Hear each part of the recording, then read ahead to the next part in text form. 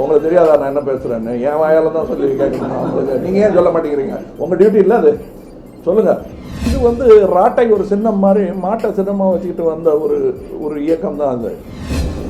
சமூக வலைதளத்துல நீங்க அரசியலுக்கு தலைமை ஏற்றுக்கணும் அப்படின்ட்டு மாணவர்கள் இளைஞர்கள்லாம் போஸ்ட் பண்றாங்க. நீங்க ஏன் அரசியலுக்கு வர மாட்டேங்கிறீங்க? உலக சிட்டிசன்ஸாக மாறுவதற்கான அடையாளங்கள் தான் அது. இது அதே மாதிரி நம்ம தனியாக தீவாக ஆக்கக்கூடாது. தமிழ்நாடு ஒன்றுபட்ட குரல், ஒன்றுபட்ட கோரிக்கைகள் இருக்க வேண்டும் என்னும் பாடத்தை இந்த போராட்டத்தின் மூலம் அவர்கள் புரிந்து கொண்டிருப்பார். அவங்க மாணவர் கூட்டத்தில் கெட்ட எலமெண்ட் சேர்ந்துருச்சுன்னு சொல்கிறாங்களா? அது மாதிரி போலீஸ்காரங்களையும் சேர்ந்துருக்கலாம். அவங்க என்ன சொல்கிறாங்க, கொல்லலாம் ஆனால் விளையாடக்கூடாது அது கூடங்கிறாங்க. 10 பேருக்கு வந்து மிரட்டுறீங்க, ஆனால் 10,000 மாடு கொண்டு மாதம் எக்ஸ்போர்ட் பண்ணலாங்கிறாங்க. தேவைப்பட்டால் நியாயமான போராட்டத்திற்கு வருவாங்க. வெள்ளைக்காரர்கள் வந்து ஆட்சியை பிடித்தவர்கள், நாட்டையே பிடித்தவர்கள், போராட்டம் பண்ணால் சுடுவாங்கங்கிறது தெரியாதா காந்திக்கெல்லாம்? ஏன்னா ஒரு ஆளுடைய கோபமும் ஈகோவுக்கும் ஆளாகாமல் அதானே டெமோக்ரஸியே. அதில் அந்த தலைவன்கிற போஸ்டையே எடுத்துடணும்னு நினைக்கிறேன் நான்.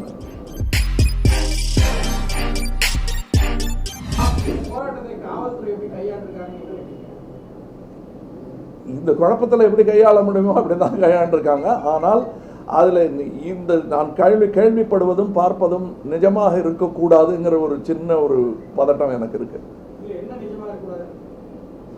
உங்களுக்கு தெரியாதா நான் என்ன பேசுறேன்னு? என் வாயால தான் சொல்லி கேட்கணும். நீங்க ஏன் சொல்ல மாட்டேங்கிறீங்க? உங்க டியூட்டி இல்லை அது, சொல்லுங்க. நீங்க உங்க டியூட்டி தான் அது. என்ன ஏன் மாட்டி விடுறீங்க?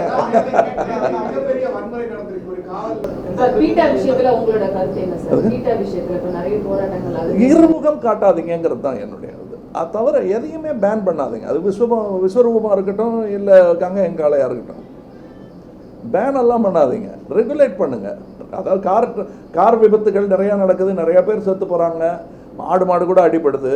நம்ம இந்த ஈசிஆர் ரோட்டில் இங்கேருந்து நீங்கள் இது வரலாம் போனீங்கன்னா, ஒரு பட்டுக்கு நாகப்பட்டினம் வரலாம் போகிறீங்கன்னு வச்சுங்க, 3-4 நாயாவது செத்து போகிறத பார்க்கலாம் தெருவில் ட்ரக் அடித்து. ஸோ அதுக்காக அதுவும் அனிமல் வதை தானே. வண்டியை மெதுவாக ஓட்டலாமேன்னு சொல்ல முடியாது. ரெகுலேட் பண்ணணும், இது பண்ணணும், காப்பாற்றணும். அவங்களும் இருமுகம் காட்டாதீங்கிறது சொல்கிறேன். அதாவது அவங்க என்ன சொல்கிறாங்க, கொல்லலாம் ஆனால் விளையாடக்கூடாது அது கூடங்கிறாங்க. 10 பேருக்கு வந்து மிரட்டுறீங்க, ஆனால் 10,000 மாடு கொண்டு மாதம் எக்ஸ்போர்ட் பண்ணலாங்கிறாங்க. என்னன்னா அது சாப்பிட்றதுக்கு அது தர்மம் பரவாயில்லைங்கிறாங்க. அது தலைமை இல்லாத ஒரு பலமாக பார்க்கப்பட்டதோ, அந்த தலைமை இல்லாதது தான் ஒரு பலவீனமாகவும் பார்க்கப்படுது. அப்படி நான் சொல்ல மாட்டேங்க. தலைமை இல்லாத இயக்கங்கள் வந்து நேர்மையான இயக்கங்கள். ஏன்னா ஒரு ஆளுடைய கோபமும் ஈகோவுக்கும் ஆளாகாமல் அதானே டெமோக்ரஸியே. அதில் அந்த தலைவன்கிற போஸ்டையே எடுத்துடணும்னு நினைக்கிறேன் நான். வேலை செய்கிற இப்போ எங்கள் ஆஃபீஸில் வந்து தலைவர் கிடையாது, மேனேஜர் இருக்கார், லைன் ப்ரொடியூசர் இருக்கார். நான் தலைவனும் கிடையாது, முதலீடு செய்பவன். அவ்வளோதான். சொல்லக்கூடாதுங்கிறது தான் என்னுடைய கருத்து. அவ்வளோதான். மாணவர்கள் மீது அரசு கையாண்ட அடக்குமுறையினால திருப்பி மாணவர்கள் வீதிக்கு வரவே தயங்குவாங்க அப்படிங்கிற மாதிரி கருத்து வருது. மாணவர்களுக்கு இது ஒரு மிகப்பெரிய ஒரு பின்னடைவா அல்லது போராட்டம்ன்றது இனிமேல் நடக்குமா, இல்லை தயங்குவார்கள்? சுட்ட போது பார்த்துட்டு இருந்த மாணவர்களுக்கெல்லாம் இப்போ வந்து ஒருவேளை அரசியல்வாதிகளாக கூட இருக்கலாம். அவங்க அது ஒரு 50 வருஷத்துக்கு முன்னாடி நடந்ததுங்க. இந்திய எதிர்ப்பு போராட்டத்தின் போது சுட்டு கொல்லப்பட்டார்கள். இருந்தாலும் மாணவர்கள் அந்த சரித்திரம்லாம் மறந்து போகல. அவங்களுக்கு வருவாங்க. அவங்க தேவைப்பட்டால் நியாயமான போராட்டத்திற்கு வருவாங்க. வெள்ளைக்காரர்கள் வந்து ஆட்சியை பிடித்தவர்கள், நாட்டையே பிடித்தவர்கள், போராட்டம் பண்ணால் சுடுவாங்கங்கிறது தெரியாதா காந்திக்கெல்லாம்? தெரிஞ்சு தானே வந்தாங்க, வருவாங்க. சமூக வலைதளத்துல நீங்க அரசியலுக்கு தலைமை ஏற்றுக்கணும் அப்படின்ட்டு மாணவர்கள் இளைஞர்கள்லாம் போஸ்ட் பண்றாங்க. நீங்க ஏன் அரசியலுக்கு வர மாட்டேங்கிறீங்க? இதுதான் சார், வந்துட்டு போகணுமே தவிர அங்கேயே இருக்க முடியாது. எங்களுக்கு வேற வேலை இருக்கு, எனக்கு தெரிஞ்ச வேலை இருக்கு. தெரியாத வேலை போய் எதுக்கு நான் பண்ணிட்டு இருக்கேன்? கடந்த கால தமிழ் வரலாற்றில் ஈழத்தில் 2 லட்சம் பேர் சொல்லப்பட்டாங்க. காவிரி பிரச்சனை, முல்லை பிரச்சனை, அதுக்கெல்லாம் இளைஞர்கள் மாணவர்கள் இந்த காலை கேட்பாங்க. இந்த காரணம் இது வந்து ராட்டை ஒரு சின்னம் மாதிரி மாட்டை சின்னமாக வச்சுக்கிட்டு வந்த ஒரு இயக்கம் தான் அது.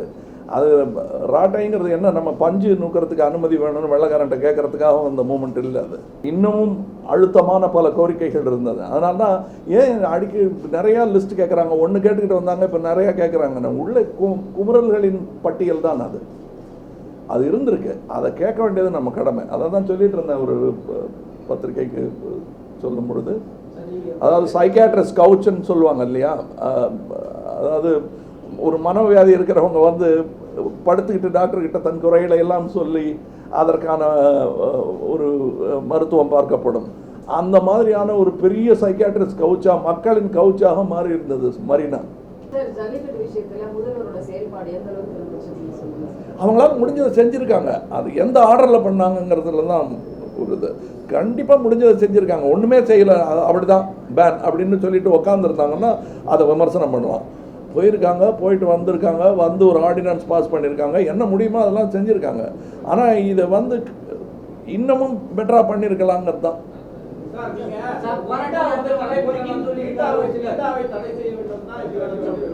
தமிழக அரசு எடுத்திருக்கக்கூடிய நடவடிக்கைகள், முறைகளை கமலஹாசன் ஜல்லிக்கட்டுக்கு இல்லை, அவங்க எடுத்த முறையெல்லாம் இப்போ இதுக்கு சொல்லியிருக்கிற பதில் என்ன முடியுமோ அதெல்லாம் செஞ்சுருக்காங்க. ஆனால் அதை இந்த அதாவது 1, 2, 3, 4, 5ன்னு சொல்லாமல் 1, 6, 2, 3 அப்படின்னு சொல்லிட்ட மாதிரி எனக்கு ஒரு ஃபீலிங். அவ்வளோதான். அது சொல்கிறதுக்கு எனக்கு அருகதையும் கிடையாது, அதற்கான அனுபவமும் கிடையாது எனக்கு. நான் பார்த்தது எப்படி அரசியல் எப்படி நடத்தப்படுகிறது, இந்த வெளியிலிருந்து ஒரு பாமரனாக இருந்து பார்த்த ஒரு அறிவுரை வந்து அவங்களுக்கு சொல்ல அருகதை உண்டா எனக்குங்கிறது தெரியாது. ஆனால் இது அனுபவம். ஏங்க இந்த குளம் ஆழமானு அங்கே இருக்கிறவன்கிட்ட கேட்குற மாதிரி தான் அது என்கிட்ட கேட்டால் இருக்குன்னு சொல்லலாம். நான் இறங்கி கூட இருக்க மாட்டேன். அந்த ஊருக்காரங்கிறதுனால தம்பி கேட்குறாங்க என்னன்ட்டு சொல்ல வேண்டிய கடமை இருக்கிறது. அதுதான் நான் சொல்கிறேன். சார், இது வந்து மாணவர்கள் ஏற்படுத்தின புரட்சி. இதில் பார்த்தீங்கன்னா அரசியல்வாதிகள், நடிகர்கள், உங்களுக்கு வந்து பேரெடுத்த நடிகர் வந்து ஒரு பார்க்க சாரார் வந்து ரொம்ப வருத்தப்படுறாங்க. இல்லையா, நான் அது வேண்டாம் தான் சொல்லியிருந்தேன். பட் நான் சினிமாவின் மாணவன், அதுக்கு என்ன சொல்கிறீங்க? சாகிறவரெலாம் தான் இருக்க போகிறேன். அப்படி எனக்கு தமிழர்களின் பிரச்சனை என்னுடைய பிரச்சனை, இந்தியாவின் பிரச்சனை என்னுடைய பிரச்சனை, உலகத்தின் பிரச்சனையும் என்னுடைய பிரச்சனை தான். நமக்கு காந்தியார் அவர்கள் கிலாஃபத் மூமெண்ட்டுன்னு வெளியில் எங்கேயோ நடக்கிற ஒரு நாட்டுக்காக நம்ம அதுக்கு எதுக்கு பறிஞ்சு பேசணும்னாங்க. உலக சிட்டிசன்ஸாக மாறுவதற்கான அடையாளங்கள் தான் அது. இது அதே மாதிரி நம்ம தனியாக தீவாக ஆக்கக்கூடாது தமிழ்நாடு. அப்படின்னா காவேரி மேலாண்மை அமைச்ச தீர்ப்பு கொடுத்த போது கர்நாடகா வந்து எதிர்ப்பு தெரிவிச்சு குரல் கொடுத்தாங்க. அப்படியே நடிகர் யாரும் இளைஞர்கள் யாரும் போராட்டத்தை ஏன் நாங்கள் வந்தோம். எங்களால் எவ்வளோ முடியுமோ. இப்போ என்ன சொல்ல போனால் நடிகர்கள் இப்போ வந்ததை விட அதிகமாக வந்தாங்க காவிரி பிரச்சனைக்காக. நீங்கள் இழுத்துக்கிட்டே இருந்தாங்கன்னா யாருமே வரமாட்டாங்க. நீங்கள் மகாபாரதம் கூட டெய்லி சொல்லிட்டு இருக்க முடியாது, சீசனெல்லாம் தான் சொல்லணும். அது இழுத்துக்கிட்டே வந்தீங்கன்னா அப்புறம் யாரும் என்னையா இவங்க இதை பேசிக்கிட்டே இருக்காங்க, பண்ண போகிறது இல்லைங்கிற ஒரு விதமான ஒரு தொய்வு ஏற்பட்டுடும். அது இந்த போராட்டம் அரசியல்வாதிகள் மீதான கோவம், இன்னைக்கு சிஸ்டத்தான கோவம் நினைக்கிறீங்களா? இந்த தமிழக அரசியல் வந்து எதிரொலிக்குமா? எல்லாமே எதிரொலிக்கும்.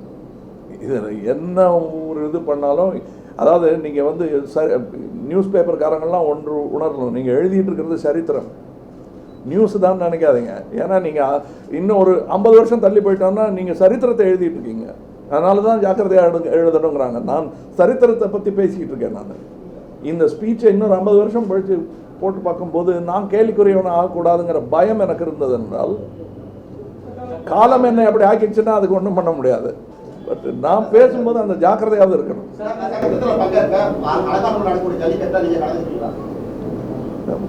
தேவைப்பட்ட நான் அங்கே தான் நடத்துறதா இருந்தேன். அங்கே நடத்தக்கூடாதுன்னு என்ன திரும்பி வச்சுட்டாங்க. விருமாண்டிக்கு ஷூட்டிங் அங்கே தான் வச்சுருந்தேன் நான்.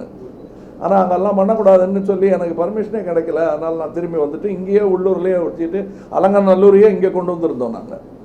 ஸோ எனக்கு இது இப்போ புதுசாக பேசுகிற பேச்சு இல்லை. நான் வந்து கொஞ்சம் ப்ரோ ஜல்லிக்கட்டு எனக்கு நினைவு இருந்த நாளில் இருந்து நிஜமாகவே தமிழை பிடிச்சி ஏறு தழுவியவன் நான். தமிழர்களின் அடையாளமா மாறிடுச்சா?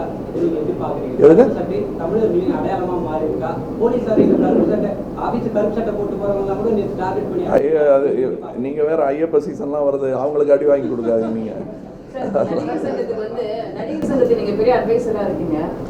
சமீபத்தில் வந்த மாணவர்கள் புரட்சியில் என்ன சொன்னாங்க, சரியான தலைமை இல்லாதனால நிறைய பேர் நிறைய கோரிக்கைகள் இருக்குதான்னு சொன்னாங்க. இனி வர இந்த மாணவ சமுதாயத்துக்கு நீங்க ஏதாவது கைட் பண்ணுவீங்களா? உங்களை வந்து சந்திச்சு ஏதாவது அட்வைசர்? நான் நடிகர் சங்கத்துக்கு நான் அட்வைசர் கிடையாதுங்க. நான் சங்கத்தில் ஒரு மெம்பராக என்னுடைய கருத்துக்களை சொல்லுவேன். நான் என்கிட்ட வந்து அவங்க நீங்கள் அட்வைஸ் பண்ணுங்கன்னு கேட்குற அளவுக்கு ஆட்கள் இல்லை. அது நிஜமாகவே டிசிஷன் மேக்கர்ஸ் தேர். அதனால தான் பொறுப்பை நம்பி அவங்ககிட்ட கொடுத்துட்டு நாங்கள் நிம்மதியாக உட்காந்துருக்கோம்.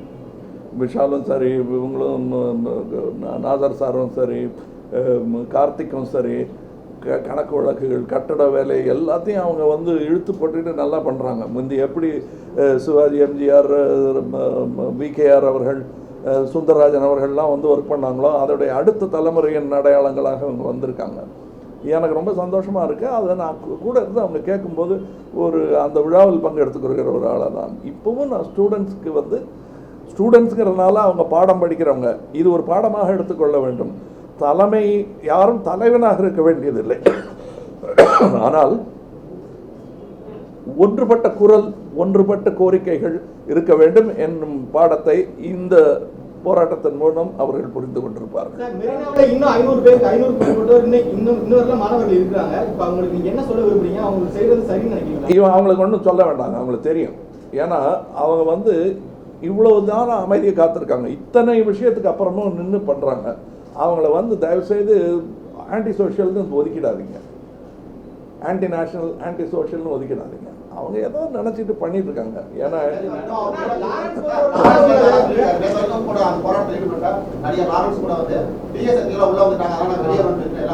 அவர்களே தீய சக்தி அப்படிங்கிறாரு. அந்த 500 பேர் தான் தீய சக்தி அப்படின்னு மென்ஷன் பண்றாரு.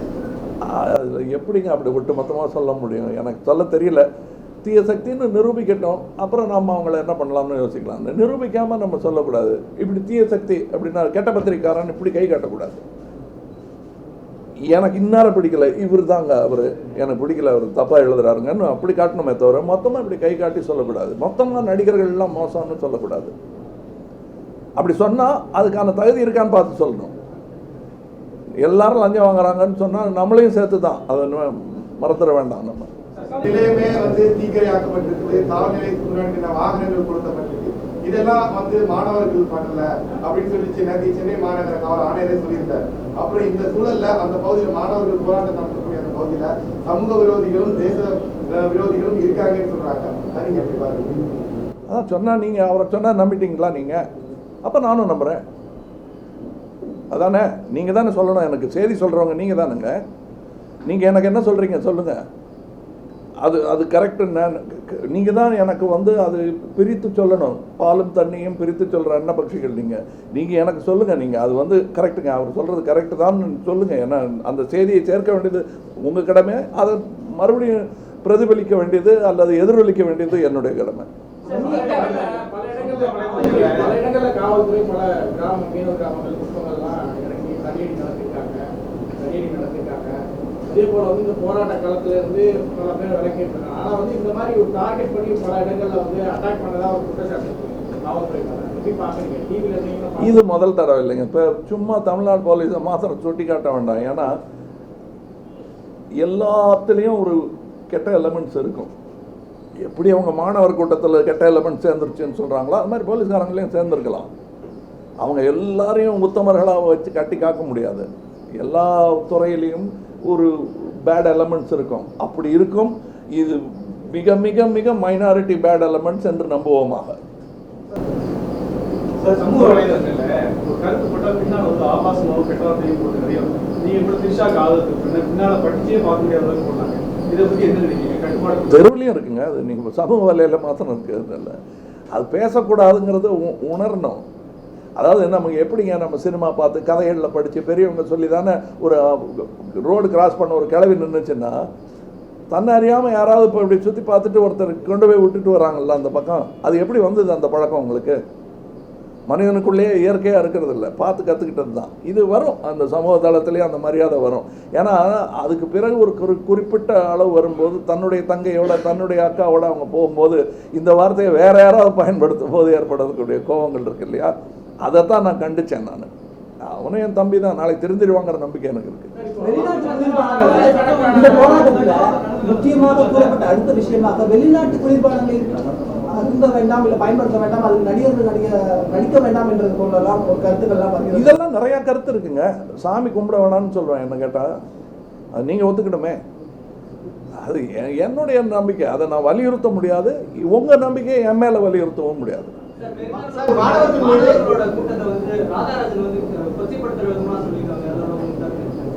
மாணவர் போராட்டத்துல அடுத்து என்ன சொல்லிருக்காங்கன்னா மணல் திருட்டு, மீத்தேன் வாயு இந்த மாதிரியான விஷயங்களுக்கு நாங்க மாணவர்கள் முன்னணிப்போம் அப்படின்னு சொல்லியிருக்காங்க.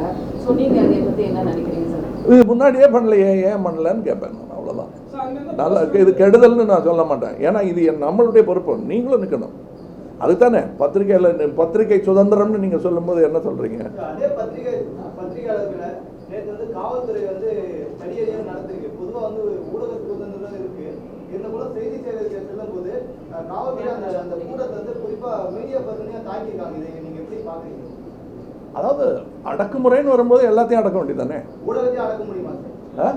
ஊடகத்தையும் அடக்க முடியும் முடியாதுங்கிறது அவங்களுக்கு புரியலையேங்கிறது தான் எனக்கு வருத்தம். சார், எந்த பிரச்சனை நடந்தாலும் நடிகர்களோட குரல்ல ஒழிக்கணும்னு எதிர்பார்க்குறாங்க. அது 50 வருஷமா அப்படி பழகிட்டோம். சார், அடுத்து வர யங் ஜெனரேஷனுக்கு நீங்க என்ன சொல்ல விரும்புறீங்க சார்? அடுத்து வர யங் ஜெனரேஷனுக்கு நீங்க ஏதாவது சொல்லணும்னு நினைச்சா என்ன சொல்லுங்க? சொல்ல வேண்டாம்னு நினைக்கிறேன். வழி கேட்டால் சொல்லலாம். சும்மா இருக்கும்போது மயிலாப்பூருக்கு இப்படி போங்க, மயிலாப்பூருக்கு இப்படி போங்கன்னு எதுக்கு நான் சொல்லியிருக்கேன். அவர் இப்போ அடையார் போகிறவராக இருந்தாருன்னா மத்திய அரசு பொங்கல் கட்டாய விடுமுறை எடுத்தாங்க. பொங்கல் கட்டாய விடுமுறை எடுத்து சிகிச்சைட்டாங்க. இப்ப ஜல்லிக்கட்டு மீதான மத்திய அரசு தமிழர்களுக்கு எதிராக இருக்கு, தமிழ் பண்பாட்டுக்கு எதிராக இருக்குன்னு ஒரு கருத்து சொல்றாங்க. உங்களோட கருத்து?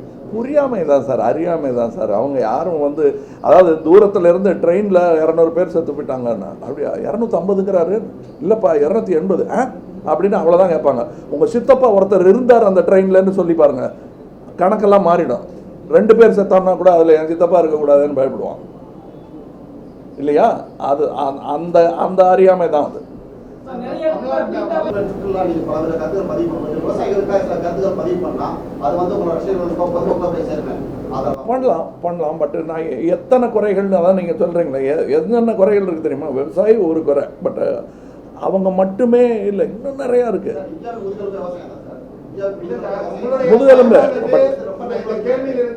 மூளையில் கோளாறு இருக்கும்போது முதுகெலும்பா முக்கியம்? இப்போ மூளையிலேயே கோளாறு இருக்கு, லூஸாட்டம் அலைஞ்சிட்டு இருக்கோம் நம்ம எல்லாம்.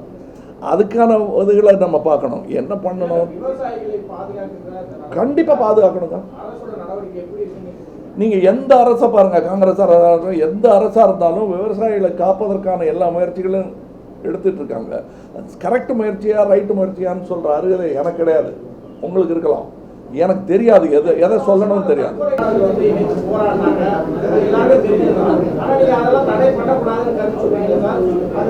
சார் நீங்கள் அதை தடையே பண்ண வேணாங்கிற, எதையுமே தடை பண்ணாதீங்கிற. அவங்க வந்து காளமாட்டை தடை பண்ணால் நாங்கள் ஒன்றை தடை பண்ணுவோங்கிறது வந்து நல்ல வாதத்துக்கு நல்லா இருக்கா, வாத பிரதிவாதத்துக்கு நல்லா இருக்கலாம். பட் அவங்க வந்து பீட்டா இல்லைன்னா வேறு பேரில் வைப்பாங்க. AWBIன்னு அனிமல் வெல்ஃபேர் போர்டுன்னு வரும், அது இருக்க தான் செய்வாங்க. உங்களுக்கு பீட்டா பிடிக்கலைன்னா வேண்டான்ட்டு போயிடுவாங்க. பட் அனிமல் வெல்ஃபேர் போர்டு இருக்க தான் செய்யும், அதை ஒன்றும் பண்ண முடியாது. அனிமலுக்கு வெல்ஃபேர் வேணும். அதாவது கால்நடை ஆஸ்பத்திரியே வேண்டாம்னு சொல்கிற மாதிரி ஆகிடக்கூடாது. அது மாதிரியும் என்ன மிருகங்களை எப்படி ட்ரீட் பண்ணுங்கிறத கற்றுக்க வேண்டிய ஒரு அங்கமாக, சொசைட்டின்னு ஒரு அங்கமாக இருந்ததுனால தான் அந்த மாதிரி ஒரு போர்டே இருக்காங்க.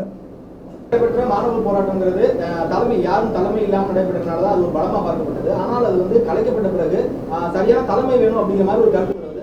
அது நான் ஒத்துக்க மாட்டேங்க. தலைமை வேண்டாம், கோஹிஷன் வேணும். அதாவது அந்த திரட்டு, அதாவது எடிட்டர் வேணுங்கிற மாதிரி, அது தலைவராக இருக்க வேண்டியதில்லை. பத்திரிகையின் தலைவர்னு சொல்கிறது இல்லையா, எடிட்டர். அந்த மாதிரி அதை கோஹிசிவாக தொகுத்து கொடுக்கக்கூடிய ஒரு குரல் வேணும். அது 10 பேராக இருக்கலாம், 15 பேராக இருக்கலாம். அது இல்லாமல் போயிடுச்சு. அது வந்து இப்போ சினிமா எடுத்ததுக்கு பிறகு நீங்கள் விமர்சனம் சொல்கிறது இல்லையா, இப்படி இருந்திருக்கலாம் அப்படி இருந்திருக்கலாம்னு. எடுக்கும்போது நீங்கள் ஏன் சொல்லலைன்னு நான் கேட்க முடியாது. ஏன்னா நான் உங்களை கிட்ட வச்சுட்டு சினிமா எடுக்க முடியுமா?